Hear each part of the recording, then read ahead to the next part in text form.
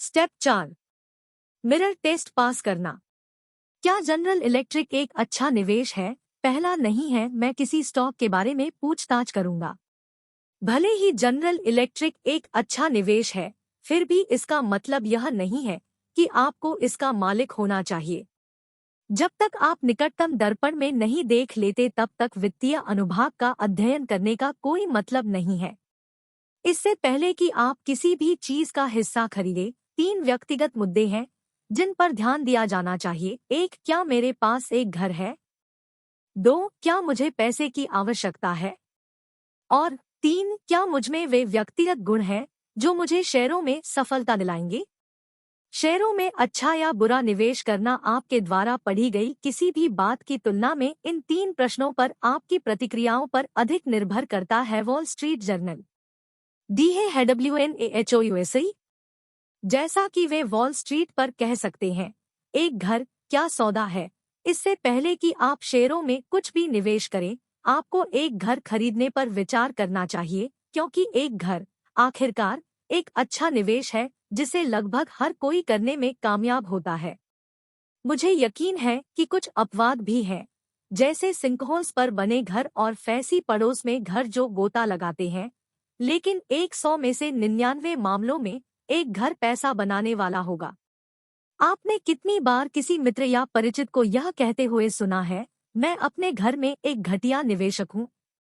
मैं शर्त लगा सकता हूँ कि ऐसा अक्सर नहीं होता। लाखों रियल एस्टेट शौकीनों ने अपने घरों में शानदार निवेश किया है। कभी कभी ऐसे परिवार होते हैं जिन्हें जल्दी से आगे बढ़ना पड़ता है और घाटे पर बेचने के लिए मजबूर होना पड़ता है, लेकिन यह दुर्लभ व्यक्ति होता है जो एक के बाद एक आवासों की श्रृंखला में पैसा खोने का प्रबंधन करता है, जिस तरह से यह नियमित रूप से शेयरों के साथ होता है। यह अब तक का एक दुर्लभ व्यक्ति है जिसका किसी घर में सफाया हो जाता है। एक सुबह जागने पर पता चलता है कि परिसर दिवालिया घोषित हो गया है या बेकार हो गया है, जो कई इक्विटी का दुखद भाग्य है।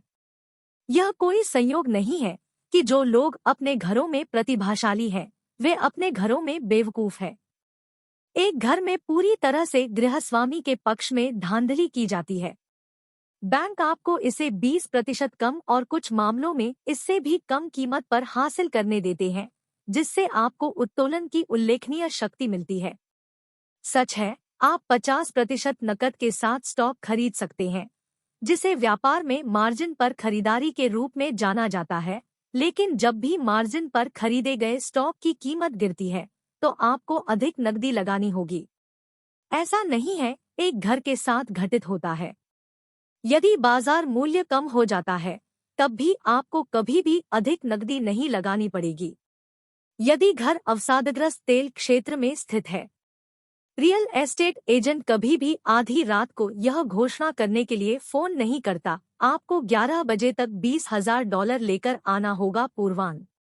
कल या फिर 2 शयनकक्ष बेच दो, जो अक्सर शेयरधारकों के साथ होता है जो मार्जिन पर खरीदे गए अपने शेयरों को बेचने के लिए मजबूर होते हैं। घर का मालिक होने का यह एक और बड़ा फायदा है। उत्तोलन के कारण यदि आप $1,00,000 का घर 20% डाउन पेमेंट पर खरीदते हैं और घर का मूल्य प्रति वर्ष 5% बढ़ता है, तो आप अपने डाउन पेमेंट पर 25% रिटर्न कमा रहे हैं और ऋण पर ब्याज कर कटौती योग्य है। शेयर बाजार में अच्छा प्रदर्शन करें और अंततः आप बूंद पिकन से अधिक मूल्यवान होंगे। बोनस के रूप में आपको घर पर स्थानीय अचल संपत्ति कर पर संघीय कर कटौती मिलती है। साथ ही घर मुद्रास्फीति के खिलाफ एक आदर्श बचाव है और मंदी के दौरान छिपने के लिए एक शानदार जगह है। आपके सिर पर छत का तो जिक्र ही नहीं।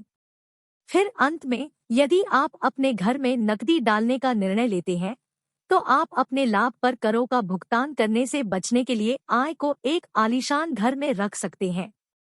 घरों में पारंपरिक प्रगति इस प्रकार है।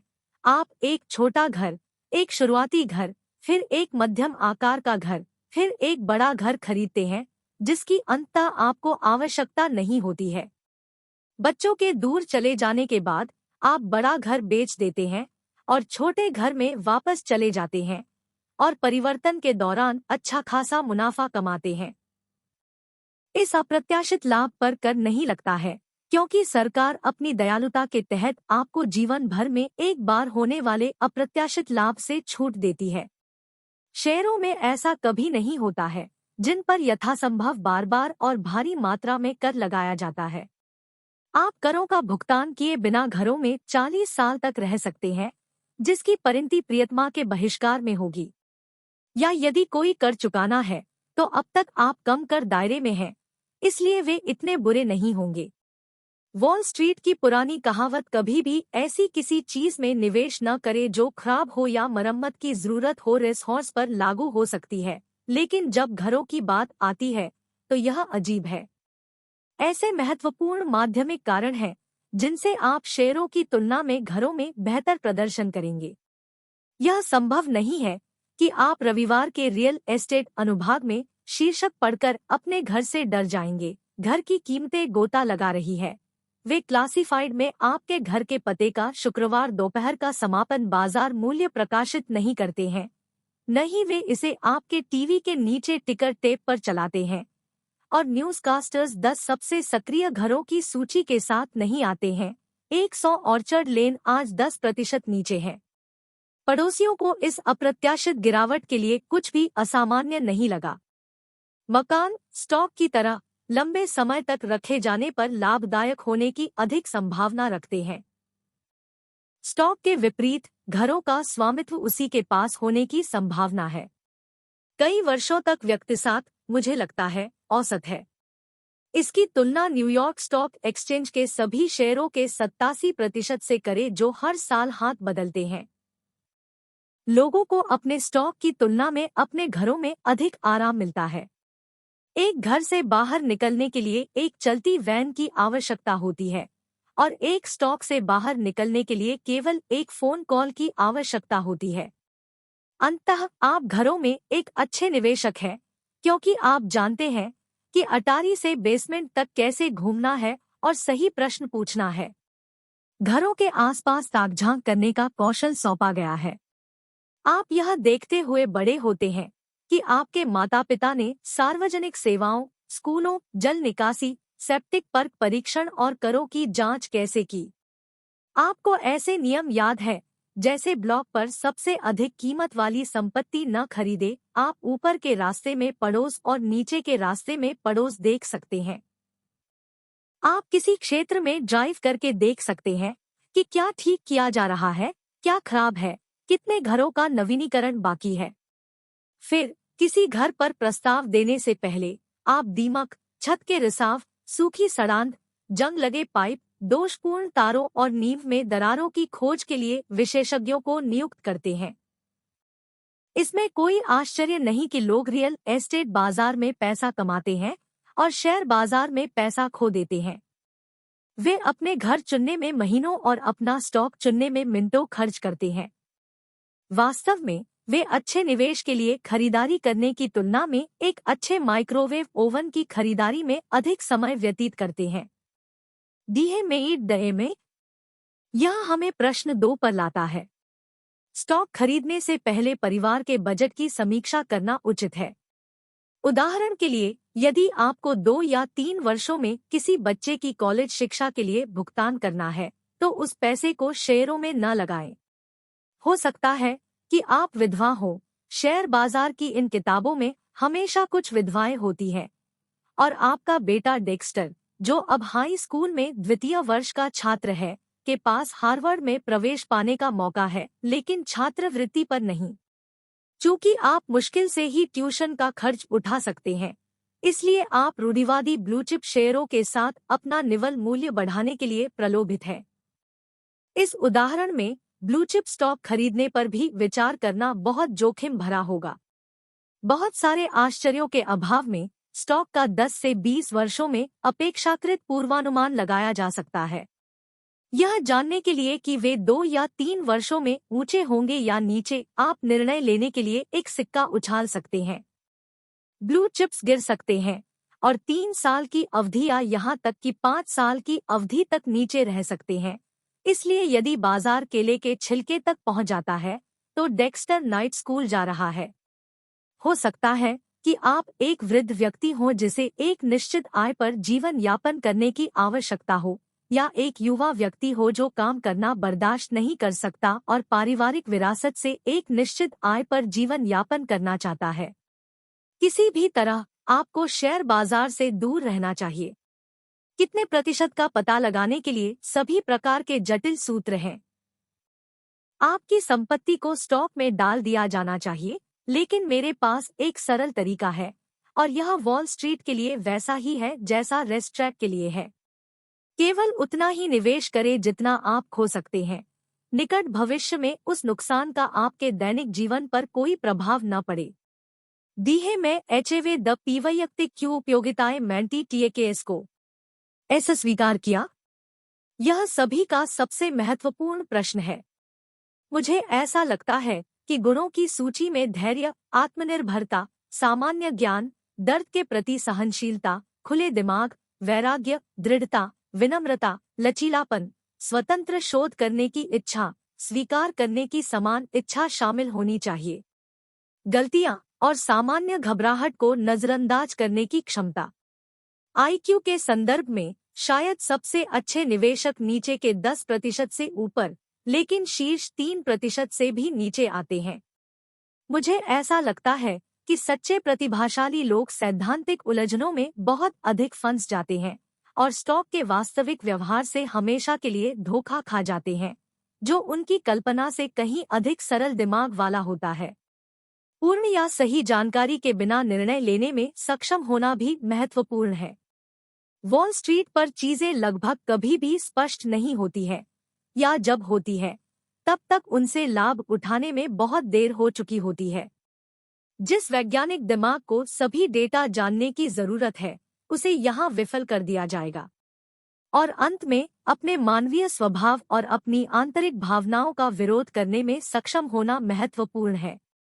यह दुर्लभ निवेशक है जो गुप्त रूप से इस विश्वास को बरकरार नहीं रखता है कि उसके पास स्टॉक की कीमतों या सोने की कीमतों या ब्याज दरों का अनुमान लगाने की क्षमता है, इस तथ्य के बावजूद कि हम में से अधिकांश बार बार गलत साबित हुए हैं। यह अजीब है कि लोग कितनी बार दृढ़ता से महसूस करते हैं कि स्टॉक बढ़ने वाला है या अर्थव्यवस्था में सुधार होने वाला है, जब इसके विपरीत होता है। यह लोकप्रिय निवेश सलाहकार न्यूज़लेटर सेवाओं द्वारा वहन किया जाता है, जो स्वयं अनुचित क्षणों में तेजी और मंदी में बदल जाते हैं। इन्वेस्टर्स इंटेलिजेंस द्वारा प्रकाशित जानकारी के अनुसार, जो न्यूज़लेटर्स के माध्यम से निवेशकों की भावनाओं को ट्रैक करता है, 1972 के अंत में जब स्टॉक गिरने वाले थे, आशावाद अब तक के उच्चतम स्तर पर था। केवल 15% सलाहकार मंदी के साथ थे। 1974 में शेयर बाजार में उछाल की शुरुआत में निवेशकों की भावना अब तक के सबसे निचले स्तर पर थी। 65% सलाहकारों को डर था कि अभी भी सबसे बुरा समय आने वाला है। 1977 में बाजार के नीचे की ओर जाने से पहले एक बार फिर न्यूज़लेटर लेखक आशावादी थे, केवल 10% मंदी के साथ।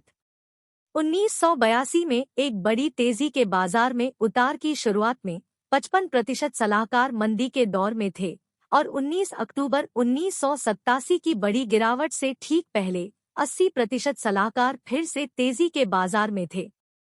समस्या यह नहीं है कि निवेशक और उनके सलाहकार अत्यंत मूर्ख या अज्ञानी है। ऐसा है कि जब तक सिग्नल प्राप्त होगा, तब तक संदेश पहले ही बदल चुका होगा। जब पर्याप्त सकारात्मक सामान्य वित्तीय समाचार फिल्टर किए जाते हैं ताकि अधिकांश निवेशक अल्पकालिक संभावनाओं में वास्तव में आश्वस्त महसूस करें, तो अर्थव्यवस्था जल्द ही प्रभावित होगी। इस तथ्य को और क्या समझा जा सकता है कि बड़ी संख्या में निवेशक, सीईओ और परिष्कृत कारोबारी लोगों सहित शेयरों से सबसे ज्यादा डर उस सटीक अवधि के दौरान रहे हैं जब शेयरों ने अपना सर्वश्रेष्ठ प्रदर्शन किया था, यानी 1930 के दशक के मध्य से 1960 के दशक के अंत तक, जबकि सबसे कम डर बिल्कुल तब होता है जब शेयरों ने अपना सबसे खराब प्रदर्शन किया हो, अर्थात 1970 के दशक की शुरुआत में और हाल ही में 1987 की गिरावट में। क्या रवि बत्रा की किताब की सफलता है 1990 की महामंदी लगभग एक महान राष्ट्रीय समृद्धि की गारंटी? यह आश्चर्यजनक है कि कितनी जल्दी निवेशकों की भावनाओं को उल्टा किया जा सकता है, तब भी जब वास्तविकता नहीं बदली हो। अक्टूबर के बिग बर्थ से 1 या 2 सप्ताह पहले व्यापारिक यात्री अटलांटा, ऑरलैंडो या शिकागो से होकर गाड़ी चला रहे थे, नए निर्माण की प्रशंसा कर रहे थे और एक दूसरे से कह रहे थे, वाह क्या शानदार उछाल है। कुछ दिनों बाद मुझे यकीन है कि वही यात्री उन्हीं इमारतों को देख रहे थे और कह रहे थे, लड़के इस जगह में समस्याएं हैं। वे उन सभी कोनों को कैसे बेचेंगे और उस सभी कार्यालय स्थान को किराए पर कैसे लेंगे। इंसानों के अंदर की चीजें उन्हें भयानक स्टॉक मार्केट टाइमर बनाती है। लापरवाह निवेशक लगातार 3 भावनात्मक स्थितियों से गुजरता रहता है, चिंता, शालीनता और समर्पण। बाजार में गिरावट या अर्थव्यवस्था के लड़खड़ाने के बाद वह चिंतित है, जो उसे अच्छी कंपनियों को सस्ते दामों पर खरीदने से रोकता है। फिर ऊंचे दामों पर खरीदारी करने के बाद वह संतुष्ट हो जाता है, क्योंकि उसके स्टॉक बढ़ रहे हैं। यही वह समय है जब उसे बुनियादी बातों की जांच करने के लिए पर्याप्त रूप से चिंतित होना चाहिए, लेकिन वह ऐसा नहीं कर रहा है। फिर अंततः जब कठिन समय में उसके शेयरों में गिरावट आती है और कीमतें उसके भुगतान से कम हो जाती है, तो वह आत्मसमर्पण कर देता है और चुपचाप बेच देता है। कुछ लोग खुद को दीर्घकालिक निवेशक मानते हैं, लेकिन केवल अगली बड़ी गिरावट या छोटे लाभ तक, जिसके बाद वे जल्दी से अल्पकालिक निवेशक बन जाते हैं और भारी नुकसान या कभी-कभी मामूली लाभ के लिए बेच देते हैं। इस अस्थिर व्यवसाय में घबराना आसान है। जब से मैंने मैगेलन चलाया है, 8 मंदी की घटनाओं के दौरान फंड में 10 से 35% की गिरावट आई है और अकेले 1987 में फंड अगस्त में 40% ऊपर था, दिसंबर तक 11% कम हो गया था। हमने 1% लाभ के साथ वर्ष का समापन किया। इस प्रकार कभी भी खराब वर्ष न होने के अपने रिकॉर्ड को बमुश्किल संरक्षित किया। लकड़ी पर दस्तक। हाल ही में मैंने पढ़ा कि एक औसत स्टॉक की कीमत में एक औसत वर्ष में 50% का उतार चढ़ाव होता है। यदि यह सच है, और जाहिरा तौर पर यह इस शताब्दी में सच है, तो वर्तमान में $50 में बिकने वाला कोई भी शेयर संभवतः $50 में बिक रहा है। अगले 12 महीनों में कभी-कभी $60 तक पहुंच जाएगा और या $40 तक गिर जाएगा। दूसरे शब्दों में, वर्ष के लिए उच्चतम $60, निम्न $40 से 50% अधिक है।